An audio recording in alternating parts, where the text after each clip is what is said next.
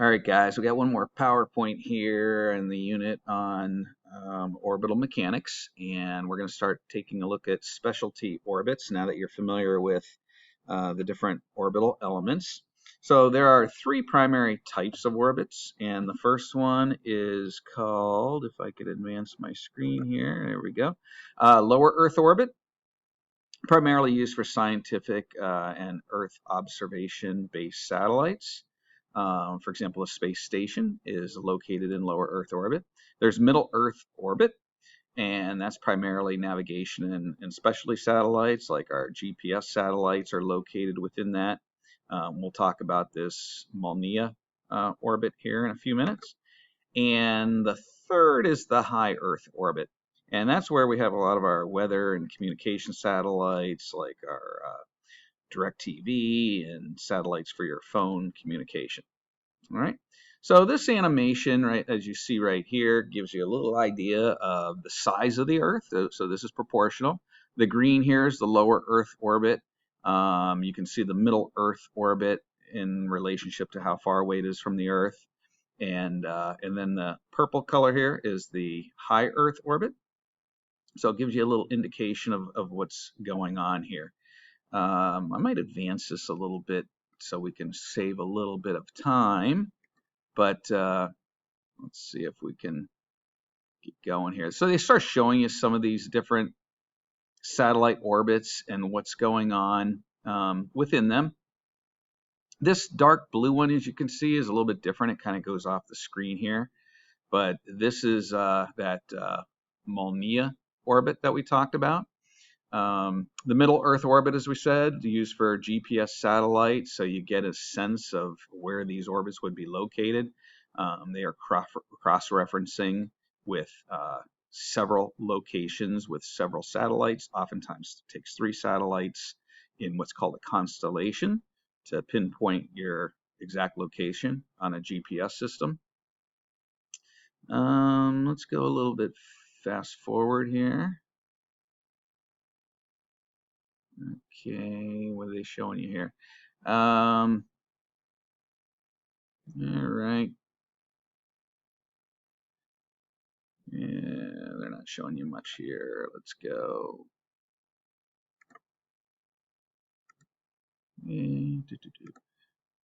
I'm trying to see if they show you anything else that's useful in this animation because it shows you a lot. This pink, well, it's kind of purplish, I guess. Purple pink orbit is a key one we're going to talk about here, and it's the most used orbit possible. It's right along the equatorial plane, and it is in a higher Earth orbit, and it is exactly at a distance that orbits with the Earth. So you can notice the satellite and the Earth orbiting here, and they're at the same period. Okay, in other words, a 24-hour period for orbiting, and that's very handy, of course, when you're dealing with satellite communication, for example, for your direct TV. And you want to make sure that satellite is always referencing your satellite dish all the time. Okay, so we'll get into that a little bit more as we move forward through this PowerPoint. Okay, so a little bit more about lower Earth orbit. All right, it's anywhere from 1,200 miles and less above the Earth. So not really far if you really think about that with the size of the Earth.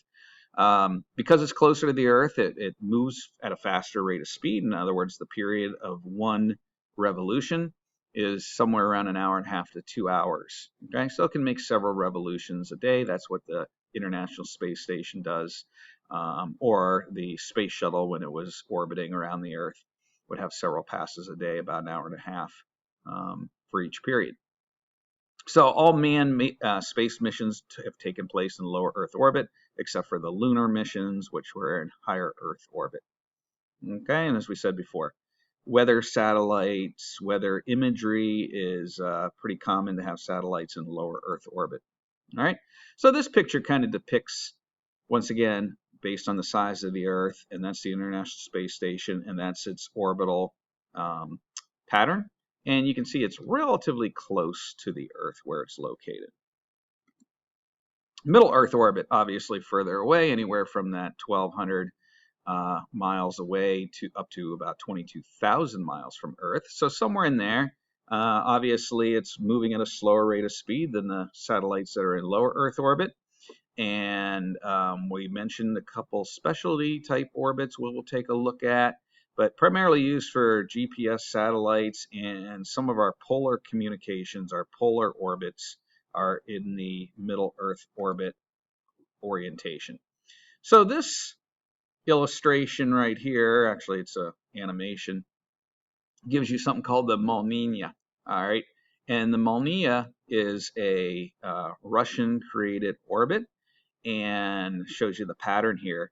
And notice its apogee point way above Russia right here, and its perigee point, opposite side, 180 degrees opposite, very close to Earth. So you can see the speed increase as it shoots across perigee and how it slows down at the point of apogee.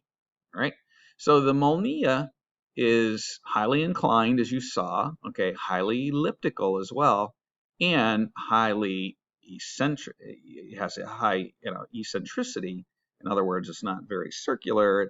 It's more elliptical, and it also has the foci not in the center, but much closer to the perigee than it is apogee. Okay, so that gives us some advantages, not really us, but anybody in the northern hemisphere, some advantages, because this red range in here gets good satellite communication for a good part of the day.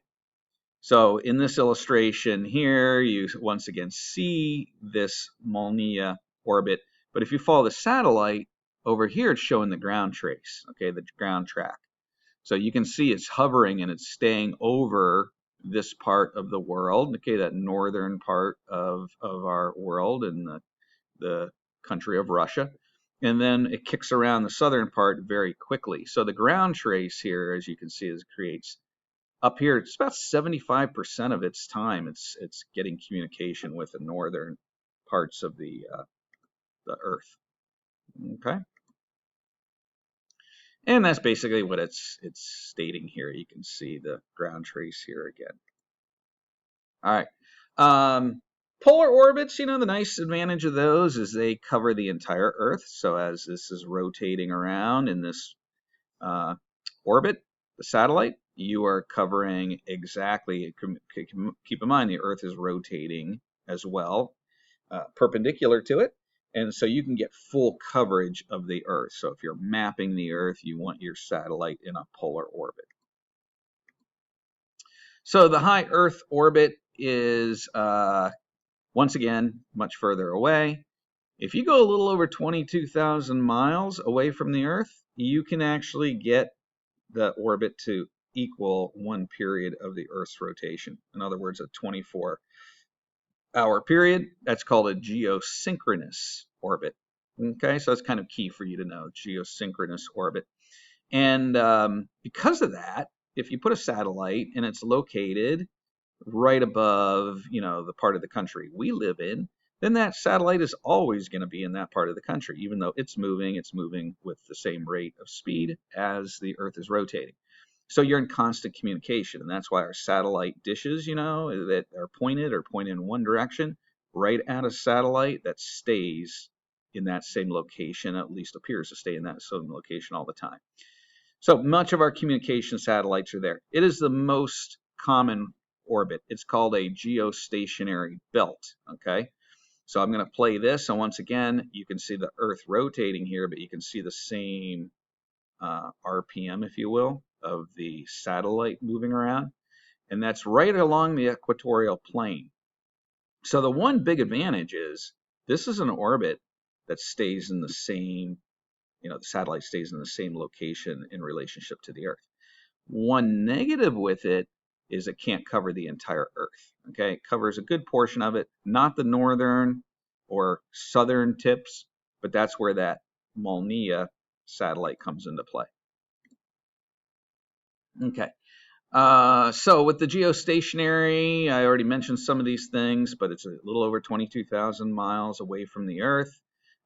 Inclination is exactly 0. That's that equatorial plane it stays on, and takes 1 day for the full period of rotation of the satellite. The satellite can cover about 70 degrees north and 70 degrees south of the equator. So like I said, it doesn't hit that northern and southern polar regions. All right. So there's some of the advantages and disadvantages. Because it's so popular, there are a ton of satellites in this orbit, and it's like prime real estate. Okay. Anyone trying to get a communication satellite into orbit is trying to place it somewhere along this geo belt.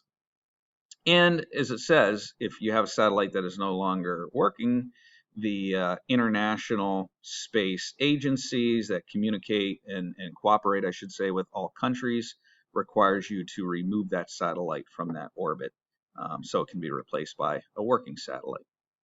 All right. And I have a quick little question here. If you're in the lost in an urban area and you want to know which way is south. Okay, this is if you're lost in the middle of urban area, and you need to go south and you're in a northern urban area. You can look for where the satellite dishes are all pointed because they are communicating with that geostationary belt, so you know exactly where south would be located. Okay, and that's basically what this answer is saying here. All right. Oftentimes, satellites are in an orbit that they can't cover all parts of the Earth, and they need to have several satellites communicate together. So that's called a constellation. And this is kind of an illustration here, animation of a constellation of satellites. As we mentioned before, GPS communications relies on constellations. Usually it takes 3 GPS satellites to pinpoint your exact location. So I'm going to play this animation for you. It's a little bit longer, and it's actually pretty good. I might not show the whole thing here, but you get a sense as you start moving away from the Earth of where some of these common satellites are located and where some of these common orbits are located. By the way, at the conclusion of this PowerPoint, there's a couple slides that I will not get to, but you should look at them that have some test questions to kind of test your knowledge. So make sure you look at those, and the homework this week will be reviewing the rest of that other video that you've been watching. Okay, you can see lower Earth orbit begins about 150 miles above the Earth. Keep in mind it goes to about 1,200 miles above the Earth. So we're getting close to lower Earth orbit. You're starting to see the path of some of the satellites that exist. These are actually the names of some of the satellites that are orbiting above the Earth right now. And you can see that we're getting up pretty high right now. And they reinforce what constellations are. Several satellites oftentimes are required to communicate with the same technology on the ground.